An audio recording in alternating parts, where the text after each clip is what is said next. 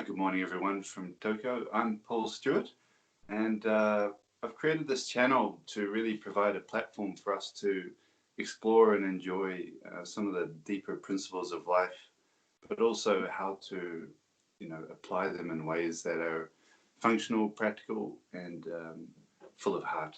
And at the moment, I'm doing a series with Blair Styra and Tabaash, and we'll be covering quite a few topics. Obviously, we've already done one episode. We talked about the coronavirus a little bit. And today it's really open. Tabaash will talk and give a teaching. And I'm also going to be speaking with Blair Styra quite a bit. And we're going to explore some of his personal growth and what he's found that works for him very well. And perhaps some of his adventures around the world with his teachings. So welcome, Blair. A warm welcome to you, brother. Thank you, Paul. Yes, the adventures keep happening. So I think that in a way, perhaps that's how we should see life, as this adventure of mind, body, and spirit that offers up all these infinite possibilities of experiences. And I'll just follow through with our conversation that you were having just before we went on air, and about the literature that I've read over the years, and I've been reading since my mid-teens, I think it was. And so now that I've reached a sort of unmentionable age, then I've done a lot of reading, and just thinking about the impact books, I think I'll call them, that I suddenly thought, yeah, that really woke me up. And when I first started on my journey, I would basically I was like a sponge. I would just read anything I could get my hands on.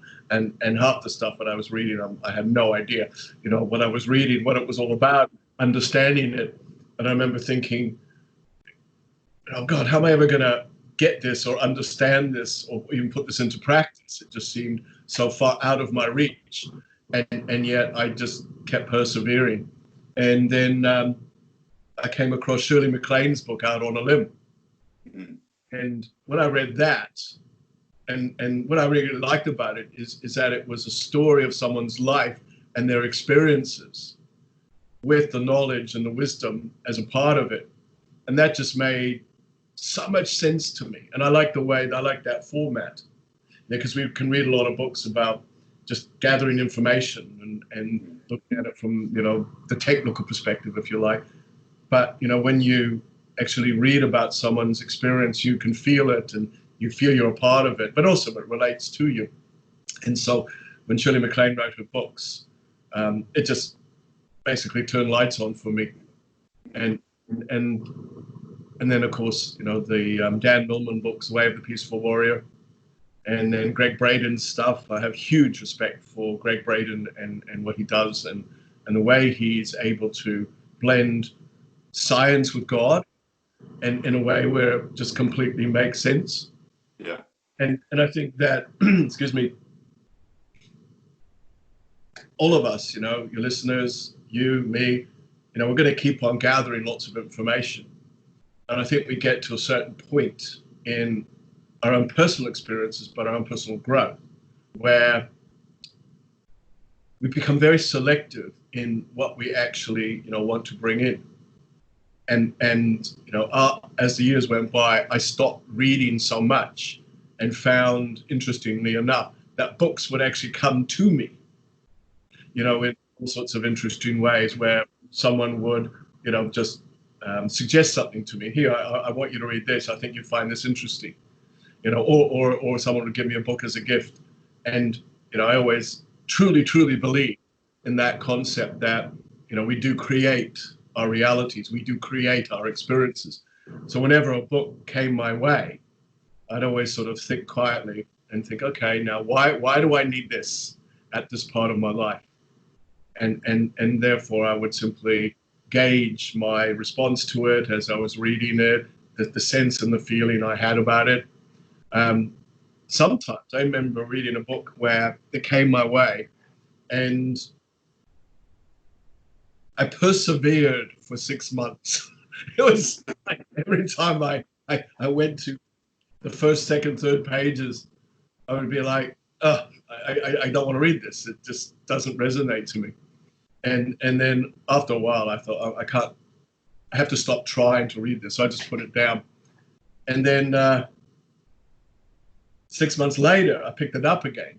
And I couldn't stop reading it. I think I read the whole thing in like a day. And then, so I thought to myself, well, why did it come to me in those first 6 months and I was resisting? And then I thought, well, I was probably resisting something within myself at that particular time.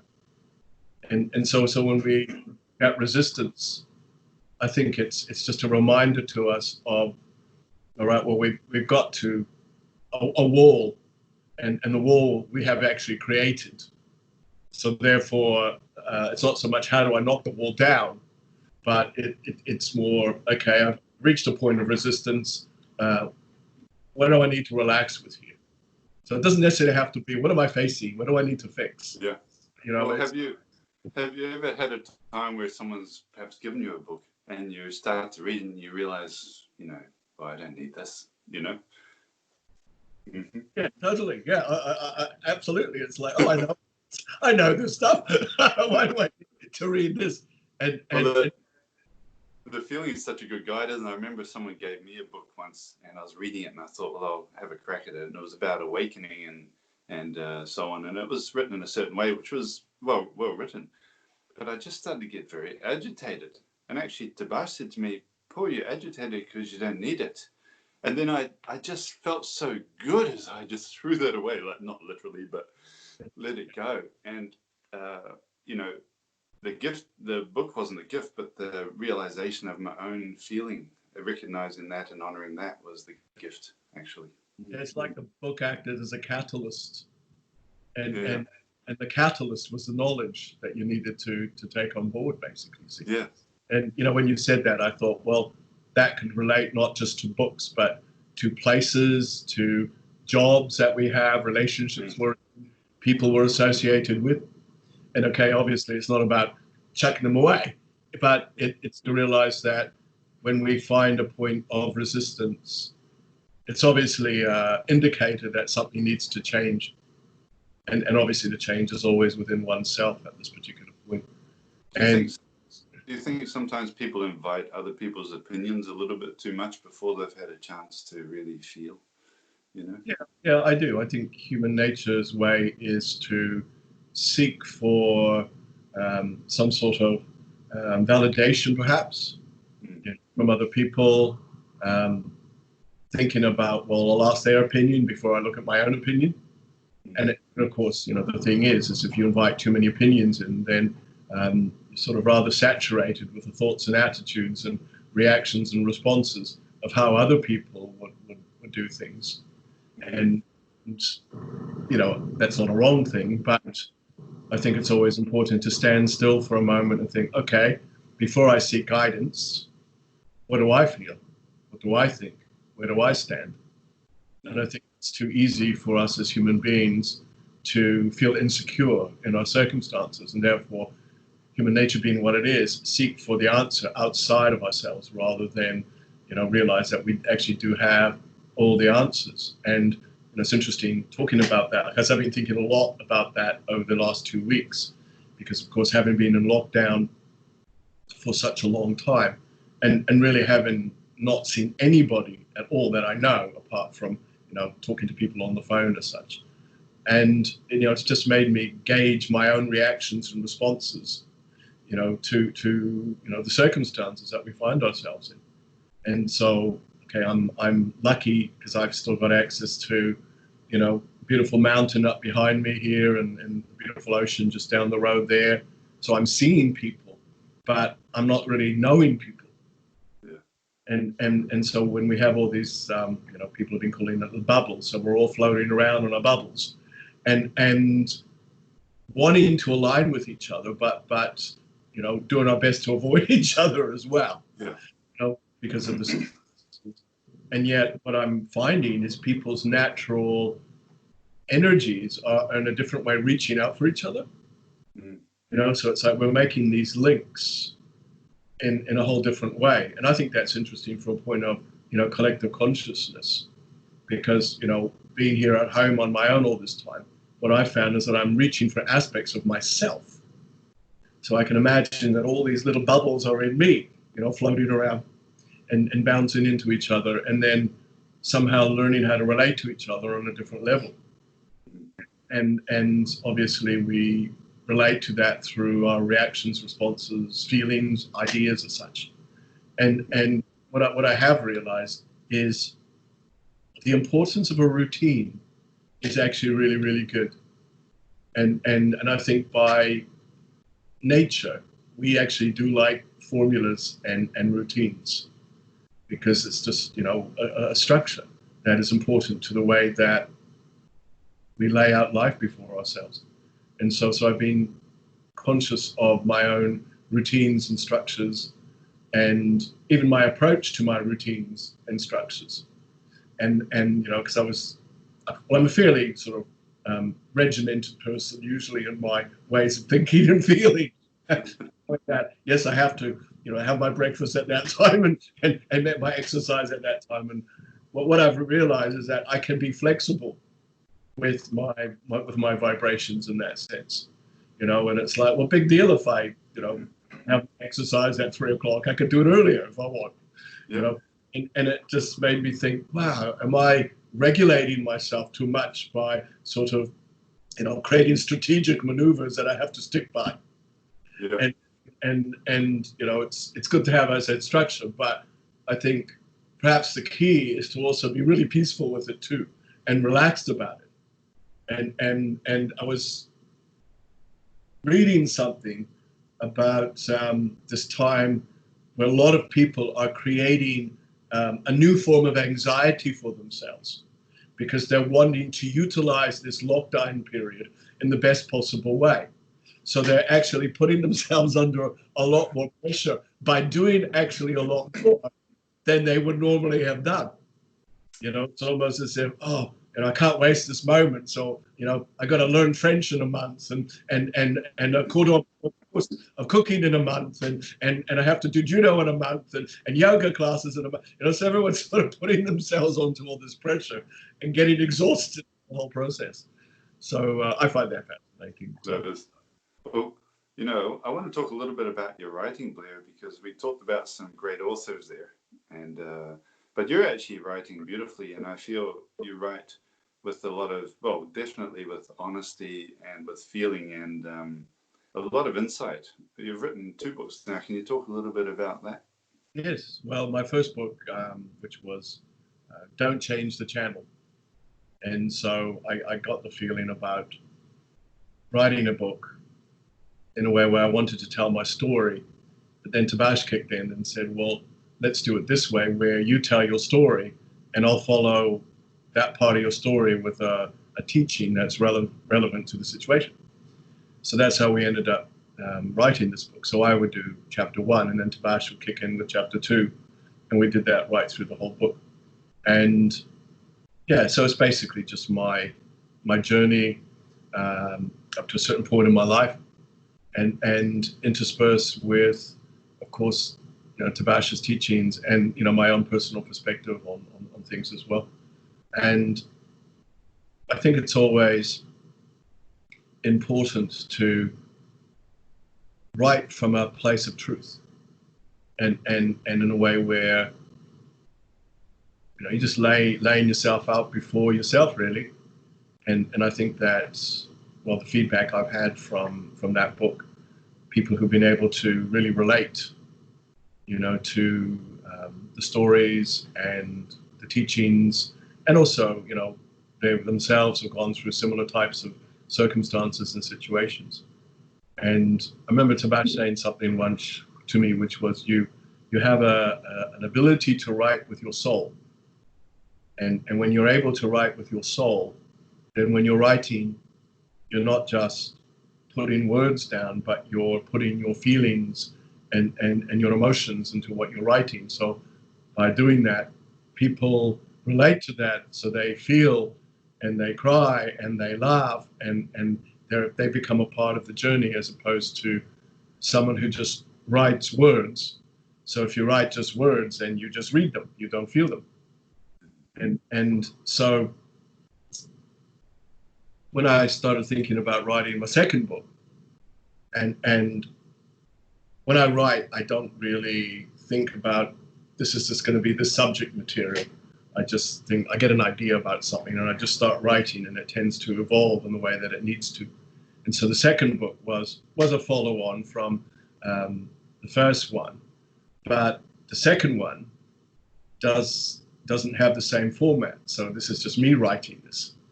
And in the last of the first book, at the end of the book, I had written, being a spiritual being doesn't mean you stop being a human being. And so I thought, well, what I'll write is a book about a whole lot of experiences that I have gone through, mind, body, and spirit, that anyone could relate to. But what I've done is that I've written it in a way where I'm telling the story, but I always put the understanding and how I viewed it from the spiritual part of me, so that therefore I understood, well, that's why I went through that experience. And it's full of, philosophical stuff and funny stories and stupid things I've done and, perspectives that anyone could relate to. But I found it interesting also writing the second one, because obviously between books I've evolved, I've changed. So my whole, in the way I'm writing, it's giving me an understanding about my own personal evolution as well, but also the way that I perceive human nature has evolved, because I think it's like a 4-year gap between books, and so I'm on the third one now, and I'm not quite too sure what that's going to be all about. Great. It's not necessarily a follow-up from the second one. I don't feel that at all. So it's almost it's organic. It's creating its own sort of energy, and I like that. I like writing like that, because it feels natural. And I cannot sit down every day at the same time and put that time aside to write, because the moment I will do that, well, nothing happens. I sit there and stare. I fill it with my phone. I open up the drawer in my desk. I wander around. I cannot do it that way. And I will get a feeling about it. And if I get a feeling about, right, this is the time to write, I will sit down and I could write a chapter in 2 hours. and it just sort of flows out of me. So, well, actually, you shared that input with me when I was getting my book going. And, your main point actually from your experience was write when you feel like writing. And that made a huge difference to me, because I was able to bring the feeling, which you obviously write with all the time. So you're able to do that every single time. And that means that when you read it, you really feel it. You feel your own feeling much easier, because the writer has written with feeling. Yeah. When you say that, it just makes me think about, how many teachers have said, your life is your story, and it's about writing your story. And I think that we've got to a place in our human nature where we're more conscious of what our story is, and therefore we have to be more conscious of how we write that story, because we want to be specific in what we're putting into that story. I think in the past it was perhaps a mixture of that and a lot of randomness, and I think that as a collective we've got to a place of evolution where we just simply can't be random anymore. We have to be very specific in the way we're writing our stories. And obviously this situation with COVID-19, is showing us that we're becoming more conscious of our experiences, more conscious of, therefore, this platform we stand on, and what way we actually want to write the story of who we are. And I think the story has definitely changed. And as the story has changed, all of us are going to change the plot of our lives and the characters in our story. And that's a good thing. Well, speaking of characters, Blair, the story you've told and the story that's been told through you has been so enriched by Tabaash, who's in the picture behind you and above you there. Yep. Yeah, well, I mean, I suppose in a way you could say Tabaash is my life's work. And, you know, he's a big part of the story. And I think any experience that you bring into your life is there not just to find a way of serving humanity, but also to enhance your own self. And again, you know, that's something that I think is important to remember, that whatever we find ourselves involved in is first and foremost a situation that allows us as individuals to advance ourselves in mind and body and spirit. And so even Tabaash has said that, and other master teachers have taught that you know, I've come to you for you, and therefore by you taking that on board and changing your life, then of course it changes other people's lives as well. And so, you know, and Tabaash is like anybody, evolving all the time too, because everything does. So perhaps I should bring him through and he could say his little piece. Oh, thanks for that sharing, Blair. That was fantastic. Oh, we'll talk to you afterwards, I'm sure. Yeah, totally. So I will bring Mr. T through. I'll talk to you later on. Thank you very much.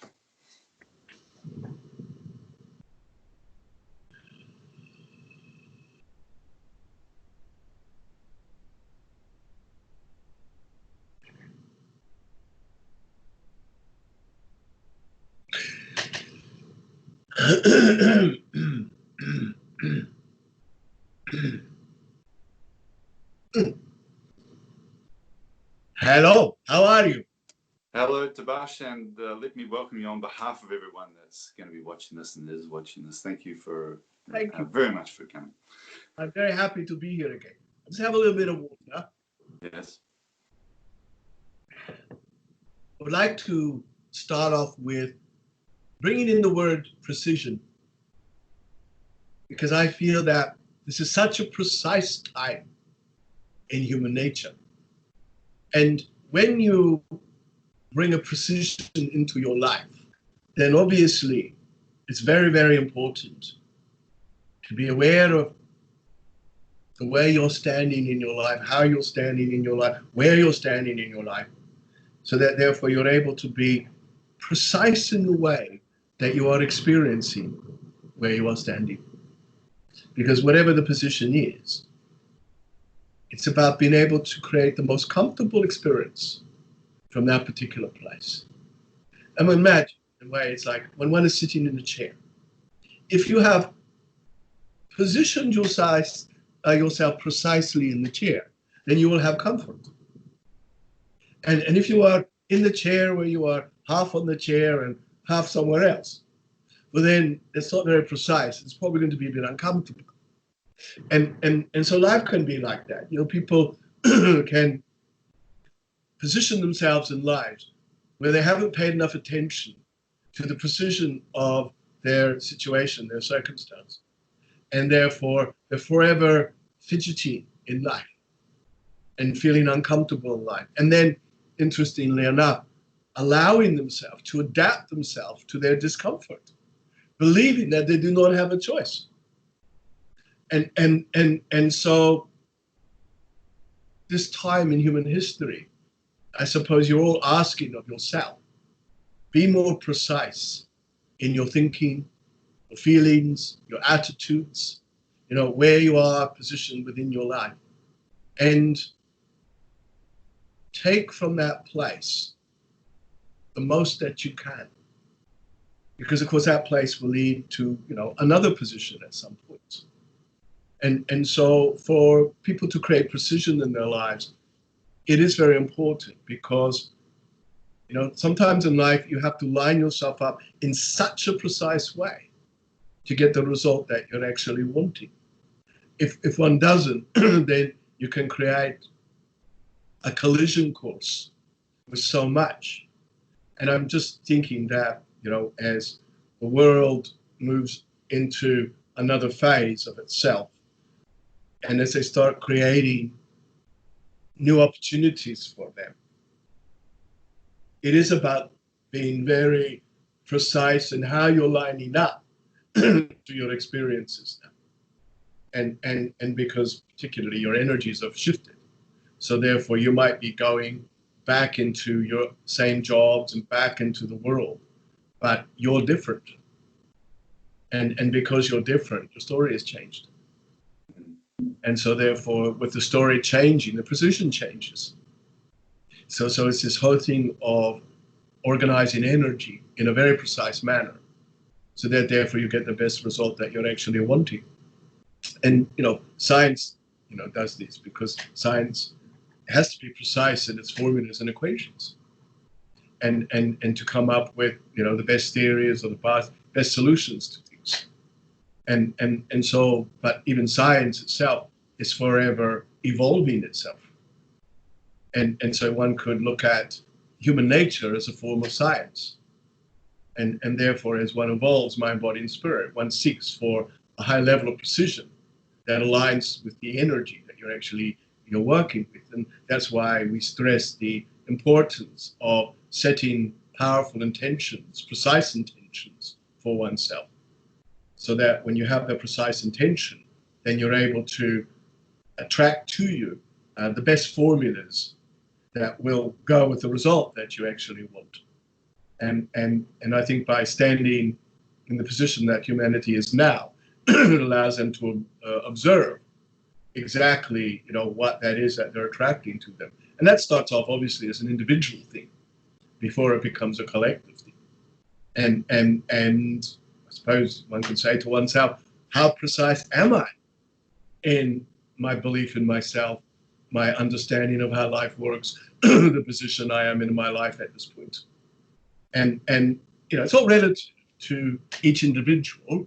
So precision is different things to everybody.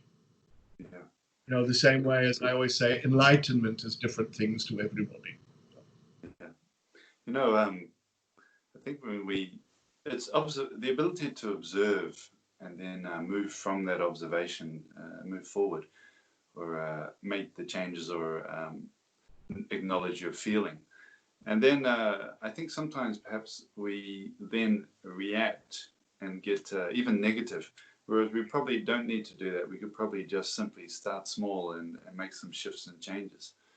Where would you say someone would start if they're looking at their life now? They, even in their home, they come in, they go, oh, it's not quite where I want it.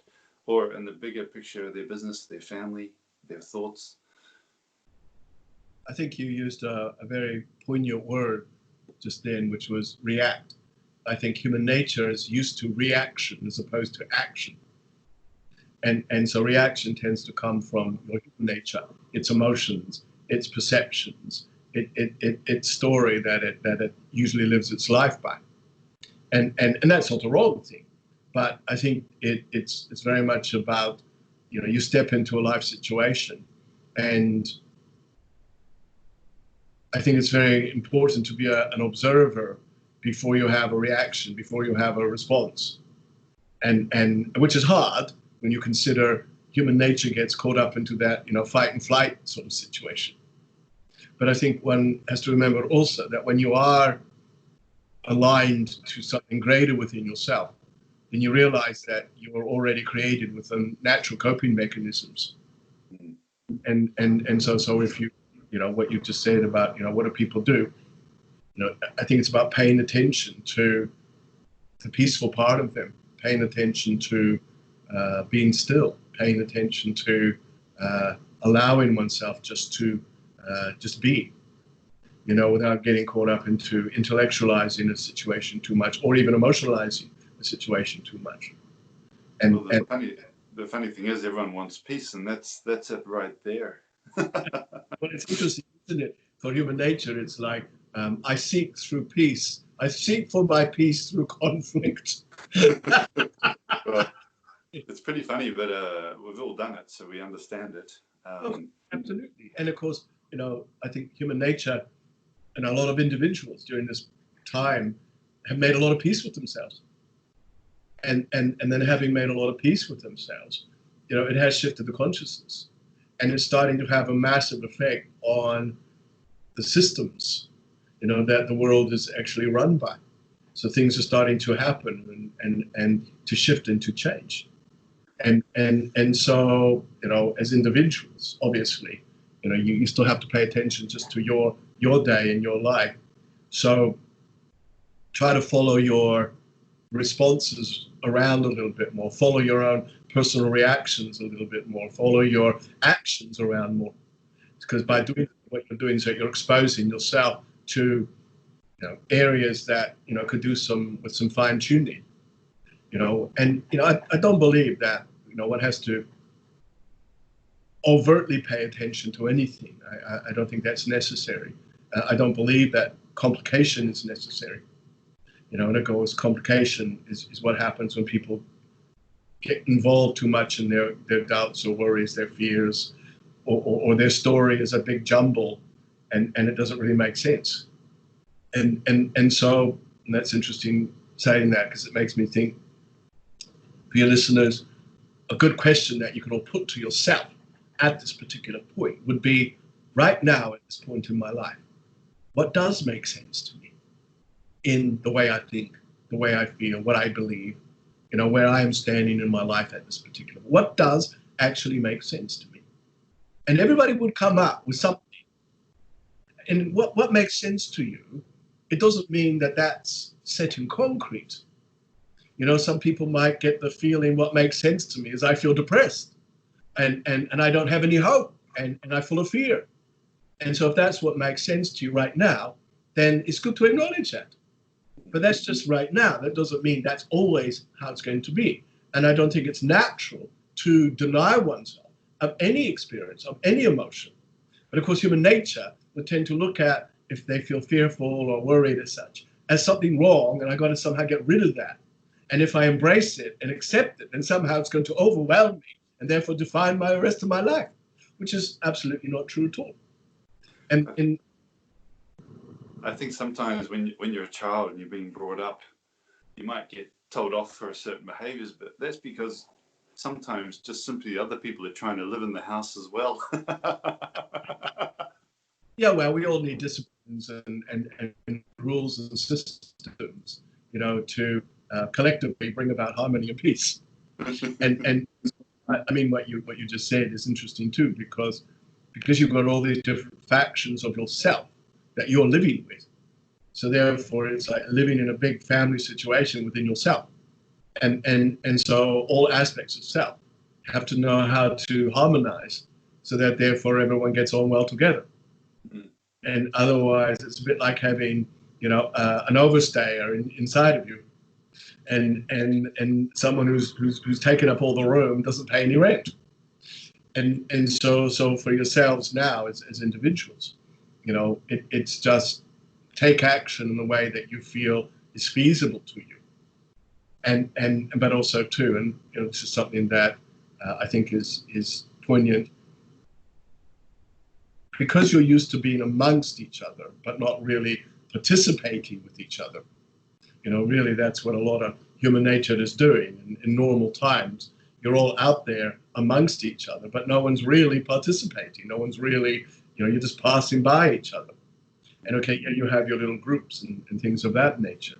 And yet subconsciously, when you're out into the world, you're actually inadvertently being inspired and motivated and connected with that vibration and that energy. So you are actually evolving by being out there into the world.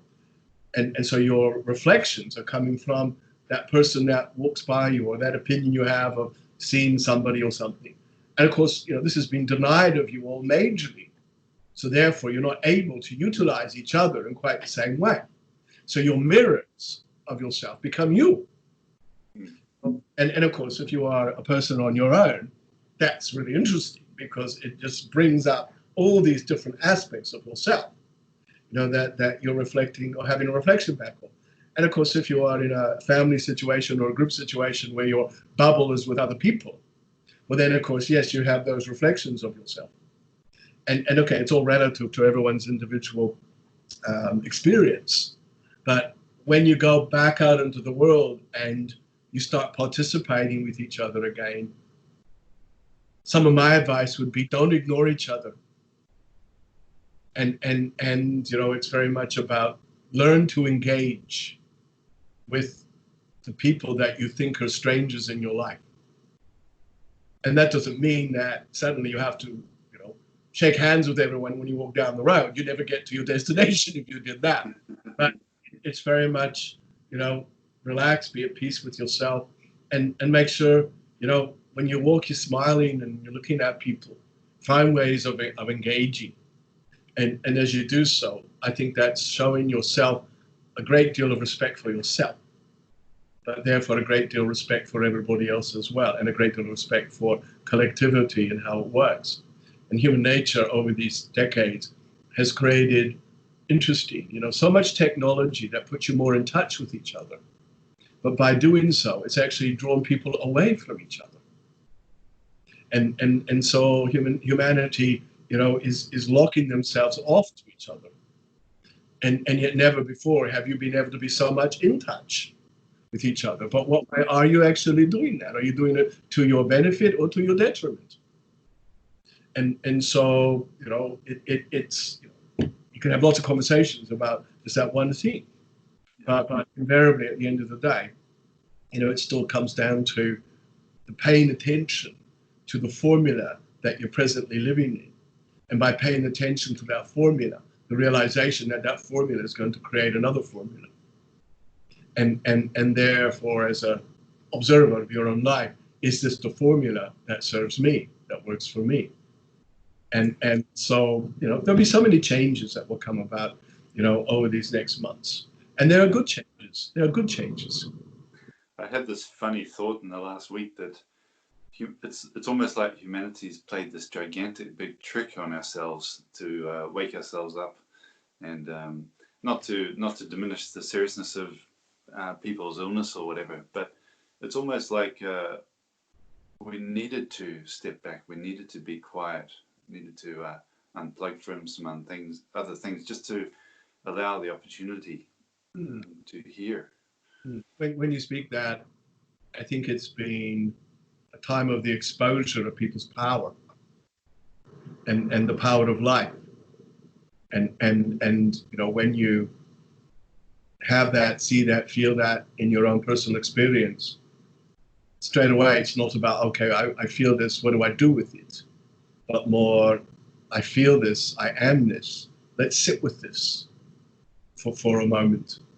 And I think the doing nothing with something is a very important step in the way one wishes to progress. You know, the observation of oneself, the observation of one's life, one's feelings, one's ideas is a very, very important step in understanding what you're working with. And so, you know, we could take this glass of water and we could just gulp it down. Or we could hold the glass gently in one's hand and just have the sensation of that. And one could allow oneself, you know, to be aware of, you know, what is it that I'm drinking here? And you know, it's about making it an experience. I mean, this is just a little example.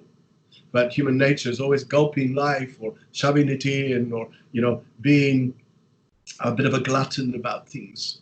You know, it's very much about how much life can I cram in. And I was saying recently that this is a time where humanity needs to look at life by invitation, where you carefully invite in the experiences that you know you really want to have, as opposed to just being a glutton about everything. Because if you just shove as much as possible, then it's like cramming a closet full of stuff, you know, and not putting anything into any order. And then don't forget too, it's very important that the mind and the body and the spirit digests what it is that you're actually giving to it.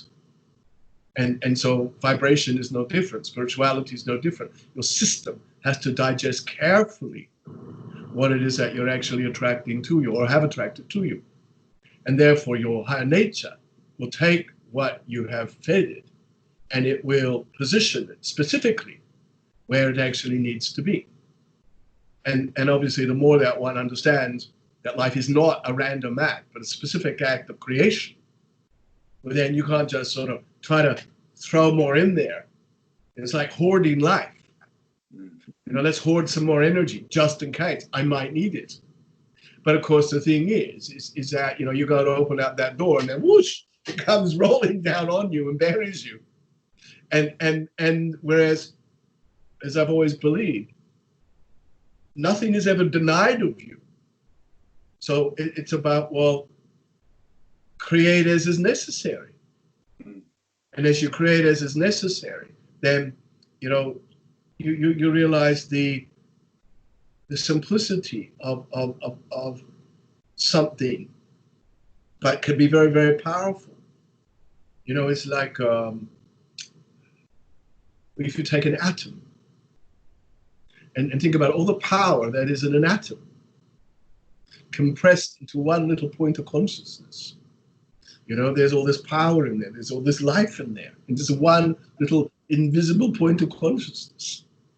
And that's, in a way, how you are to souls. You know, you carry the history of everything within your soul. And yet, you know, if you looked at your soul, you know, people have often said, what does your soul look like? And so, well, you know, your soul can take on many different forms. It could just be a consciousness of energy. But you could imagine if your soul is just one tiny, tiny speck, one particle of energy that's so minute you cannot see it with your naked eye. And yet it exists. And in that one little point of consciousness is everything. And that's what's inside of you. So that's you. And of course, humans look at themselves and they think, well, that's what my soul must look like. But of course, that's just the physicality on this planet. But, you know, take the body away, take the idea of what you believe away, and just move into a point of consciousness. Then you are just that one little particle of energy that's busying around all over the place, looking for experience and opportunity. And it's alive. It's it's a being of energy that's alive, and that has the ability to express and to think and to feel and to create. And of course, you know, if you only look at your life from point of human structure, then for a lot of people it's hard to imagine one being a point of light, buzzing around and feeling all of that, knowing all of that, etc., etc. Because you're used to seeing it as a tangible thing, as an expression. And yet, what is a feeling? You know, a feeling isn't necessarily something that is physically tangible, or an idea, or a perception, or a knowing. And so as you are standing in the position that you are now in, I think human nature is realizing the power of that particle of energy. And they're having a relationship with that vibration more. And this revelation, if you like, that this power that is so available. And I like to think that humans can really start discovering and practicing more about, you know, the power of creation. Yeah. And from a very individual perspective. You know, so another thing that all the listeners could do, it's like to accept this power. Now, just right now in my life, choose something that I can create. It's very simple for me to create. And it doesn't have to be a big deal thing, but just find something to show to yourself. See, I could take the power and turn it into something. And you know, it could just be a thought or a shift of consciousness or a painting or something they cook or an exercise or whatever, but do something. But then don't stop. Keep finding ways of taking that particle and expressing the energy, expose that power, you know, every day. Turn it into your wealth, turn it into your physiological well-being, turn it into more happiness, turn it into, you know, tidying your garden up, you know, but, you know, it's turn it into something that gives you joy and harmony, but most importantly, turn into something that is an extension of what you are. And there you have a result. So results time. I think we can have a lot of fun, Tabaash. I want to invite you. I've made this show called P.S. Paul Stewart, and I want to invite you further as we move forward to discuss particular topics of creation, even things that are big topics in the world, education, health, well-being, Yes. how to energy itself, multidimensionality. I think we can have a lot of fun. I mean, are you interested? Oh, completely, absolutely. And we are here to serve each other. And Yes. as one lays out the deal of one's life, then it is important to have good tools and perspective of how to make the most of all the things that you mentioned and more. Yeah. And so I think that humanity, as interesting way of putting this, lessened its grip on itself. And I think that's what humanity's been doing. It's been holding too much onto itself and its structures and its systems and such. And it's loosened that grip. And then life can suddenly go, oh, well, that was a bit hard doing that way. And therefore, the moment that occurs, then so much more life is able to present itself. And I mean, this is, what humans have got more of. You got more life. So life isn't just, what do people say? Oh, well, there's only so much you can do in life. There's only so much life you get and all that sort of stuff. But, I think life is it's always creating more of itself. And this is what, as human beings on Earth, you're exposed to now. You're exposed to more life. Now, some people will go, well, how can you be exposed to more life? I'm living. But what stage of yourself are you living in? And that stage of self is your perception of yourself. Am I truly living who I am 100%? Am I truly living who I am completely? Well, I could suppose most people would be able to say no, they're not. Because they define what living is, usually in human nature terms. And I mean, people can be successful, but is that really living? And you could feel that in a moment, couldn't you? You could literally feel that in a moment. Of course, absolutely. And in that one moment, you get the sense of that little particle I spoke of before and how much power there is in you in that moment. And if you ever feel that moment, then what you have therefore done is you have accelerated the way that you can actually have life. And you have opened up to something. Humans talk about revelation, when something's revealed to them and it just changed their course of action or attitude in the moment. It just shifted. And so if you are standing in a position always of light, then you are also a better observer of your circumstances. So even though things can be really quick like that still, but you've thought in a very fast way. And that's where when humans seemingly make a decision without thinking, and people have said, well, you were a bit premature there, or that was a bit spontaneous or whatever. But everybody's made a decision about something in their life where it's almost like it came from their whole being. Well, how do you know that's the right thing for you? Well, I just do. Well, how do you know that? And no one could explain that. But what you've done is you've done a thinking process. You've done a feeling process. You have weighed it out, but you've just done it so fast because you did it from the higher part of you. And because the higher part of you transcends time. There are just some situations where you just know, I don't like that deal. I'm not going for that. I don't like that person. I'm not going to have that date. So it's just, people talk about their gut instincts and all this sort of stuff. But it's just your higher nature, your God nature running the show. And people talk about, intuition or my angels telling me not to do this and all that sort of stuff. But remember, your higher self is forever, guiding you and directing you. And if you listen to it, then, it allows you to save yourself an awful lot of bother. One day Blair was driving and he suddenly had this absolute feeling he had to turn left and not go in the direction he was going. So he thought, okay, so he turned left. He had no idea why. But then later on, when he was looking on the news, there'd been some big burst water main or whatever up the road, and the traffic was all piled up for hours, and he was stuck in the traffic. So obviously his God nature was scanning away and said, okay, bang. And because it was like very obvious, he thought, okay. So he did that. Mm. And everybody gets stuff like that. Yeah. I was thinking of that term, deliberate creating. And I realized, when even just looking at creating the show, and, you have a few ideas, like I suggested there, we may do some other topics and so on. And you can easily get ahead of yourself. But if you're able to deliberately create and then allow yourself to relax into the experience and work with that momentum a bit, it seems like it's a little more balanced. Yeah, well, it's all relative to the time, of the energy, the moment that people are involved in.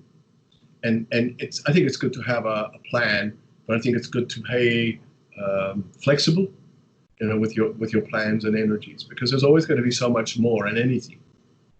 Yeah. And I think that's, looking at life at this particular point in that particular manner is very good. There's so much more in life than I thought there was.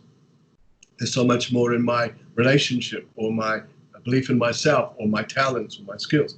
And again, the situation humans find themselves in is very much like that. I wanted to find more of life. And I believe human nature has done that. But, you find it, but then you're now carrying it. It's like, oh, okay, now I have to mold this into something. And like I said last time we spoke, one has to stand peacefully first before one, does something with it, because you still have to create a structure. But to create that structure, you have to know, exactly the position that you're actually standing in. And so if you're standing in a position of great harmony, great strength, then whatever you build should be able to be sustained. And also too, and I think in human nature way, you're always still looking for, the next deal, which is absolutely fine. And because the views keep getting created, but just to be careful that you don't get overtly distracted by, the possibilities. And, I think it's good to have ideas about things, but one can't make a career out of every idea that you have. You have to recognize the need to just consolidate and to know this is something I have to settle with just for this point. And then you build from that particular place. Anything else before we finish? Yes. Well, actually, I'd love to briefly discuss the conscious creating and distracting topic in relation to what's happening now for some people and what we're observing, because it seems like it's a challenging time for systems and things, and even just personally we're looking at our own structures. But I feel that some very talented people are choosing a path of fighting against things, and really maybe it needs a bit of a push, but I'm just wondering, what's the wise way? I know everyone's different. What's the wise way to go about it when you see these things, and how do you work with this energy and bring in the new without getting so tangled up that you feel that you've been banned from everything and you've made it hard for yourself? Well, I think it comes back to what we were talking about before, which is a reaction and action. And so when you look at your own response to one situation and circumstance, then of course that's always going to be an indicator about yourself in some way. And it's not about placing your human emotional response onto something. And remember, nothing is stopping you. You might have people who are banning this and shutting that down and all that sort of stuff. But it's better just to shrug your shoulders and think, okay, well, there's always going to be other ways that allow me to, put my message across. And I mean, this is a thing, isn't it? You look through history and human nature, it's great about trying to take away something that could benefit humanity, because that something is going to upset the economic structure or the social structure, of life. But I mean, that can only happen for so long, because invariably, you just get more and more people projecting that, standing up for that, creating that, saying that, whatever. And it takes whatever moment that needs to be taken. But invariably, it's what happens. You know, and if you look through history about all the people who've come up with great ideas about this, that, the other, and suddenly they've disappeared off the planet or been killed or whatever, you know, and at the end of the day, you know, they could be saying to their assailants, well, you know, you might kill me, but there's always going to be someone else to take my place. Yeah.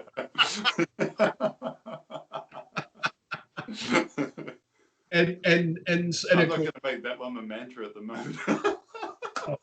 I think that's a good idea. But this is it. I mean, life is about evolution. You have to evolve. You know, but what do? Do you evolve with resistance? Or do you evolve with acceptance? But acceptance means organization too. You still need structures and systems. Otherwise, you know, if you don't have that, then everything becomes very, anarchistic then. So you have to be, you know, very sort of aware. And like I said before, stand still, look at where you're standing, and then look at what is this structure that you have to abide by.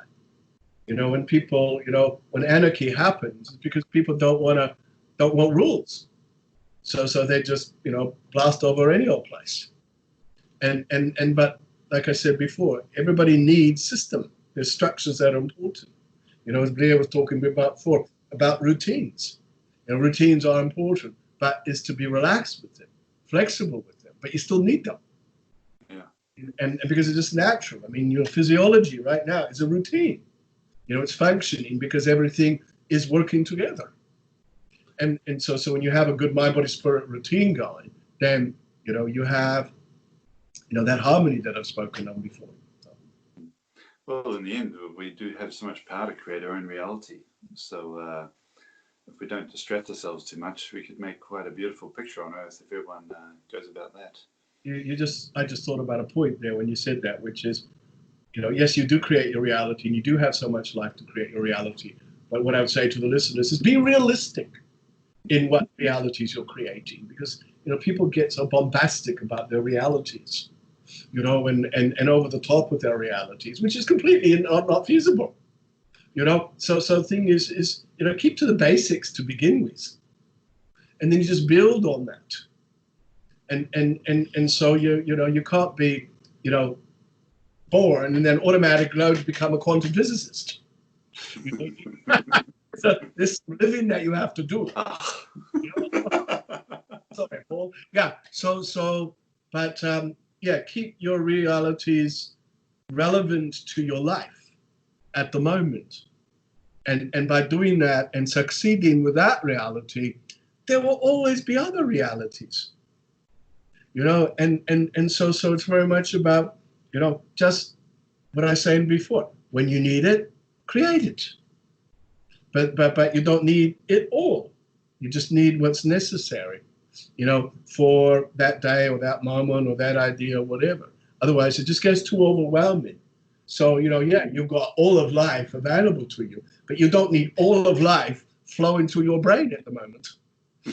So that's how people go crazy. So, and on that note, I shall go and bring Blair back. Well, let me thank you on behalf of all the listeners. We've had some lovely comments, actually, and from the last episode. So thank you very much. We're definitely looking forward to our next chat. Excellent. All right. Well, I look forward to seeing you too. All right. And blessings to all of you listeners. And remember that life is your reality. So you have to decide, what do I choose to be real for me right now? The way I think, the way I feel, the way I live, just how I'm sitting right now. And then from that position to remember that right now is a position of power. So from this place of power, there are all these infinite possibilities of how things can be. So therefore, what do I choose to be possible just right now? Our love and our blessings go with you. Until next time, goodbye.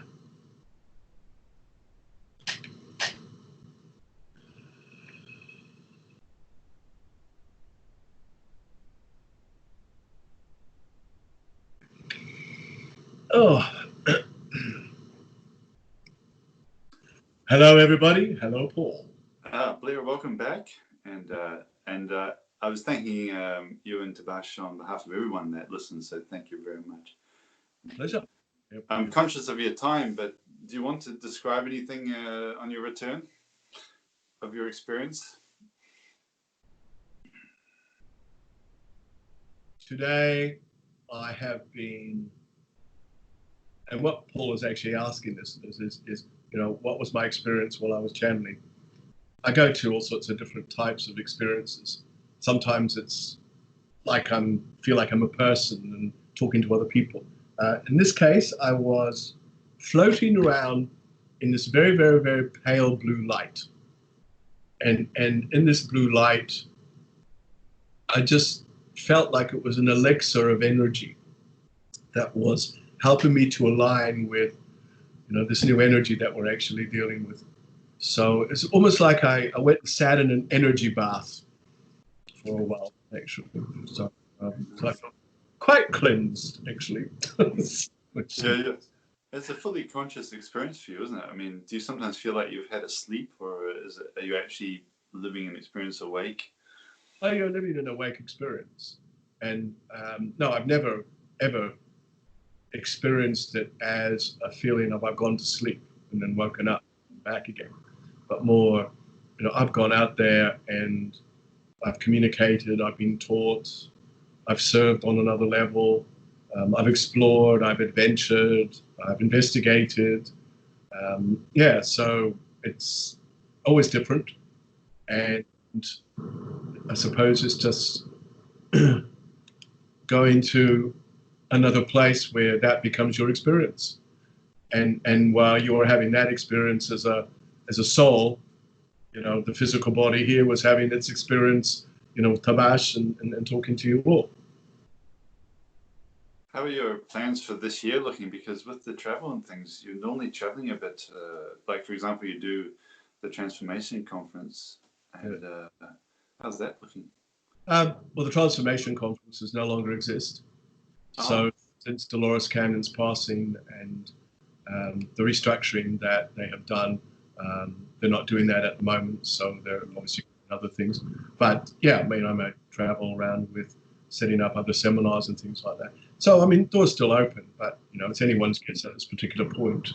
So in the meantime, you know, this is the hood and I just do what I have to do. I mean, I've had some interesting invitations around New Zealand to participate in some things. So I'm just looking at that at this particular point. So obviously once nationally we open up the roads again and the skies again, then yeah, so we'll just say it's what's happening in New Zealand at the moment. So which is as good as going anywhere else. So anyway, I'll say farewell to the listeners for the moment, and I look forward to seeing you all again in our next connection. So thank you once again. Thank you, Paul.